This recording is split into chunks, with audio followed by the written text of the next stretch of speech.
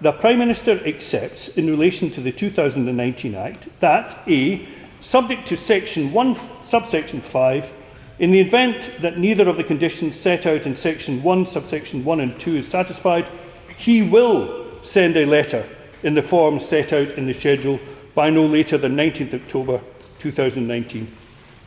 That has never been said before by the Prime Minister. He is now saying in these pleadings, or it is being said on his behalf by his legal representatives, presumably acting on instructions, that he will send a letter in the form of set out in the schedule to 2019 Act by no later than 19th October 2019. He then goes on, subject to Section 1, subsection 5, in the event that the European Council decides to agree to any extension for the period specified in the letter, he is obliged immediately to notify the President of the European Council that the United Kingdom agrees to that extension. That has never been said before by the Prime Minister in his public statements.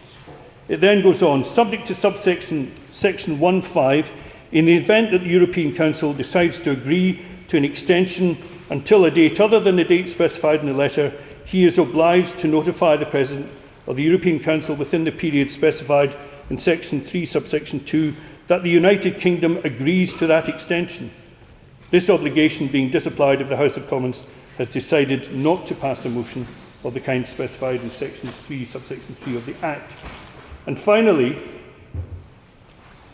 what is said to be accepted by the Prime Minister in relation to the 2019 Act is that he is subject to the public law principle that he cannot frustrate the provisions of the 2019 Act, its purpose or the purpose of its provisions, that he cannot act so as to prevent the letter requesting the specified extension from being sent. Now, those averments, which we saw for the first time yesterday, are directly contrary to the evidence which we have put in.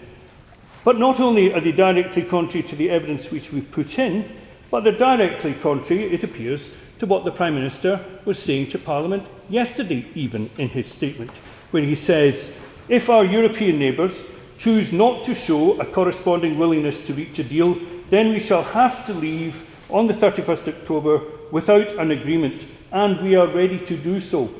So the point is that even at the time when these answers are being lodged at 12 noon, we have the Prime Minister still actively saying things which are inconsistent with and contradictory of that which is said on his behalf by his legal representatives in these pleadings.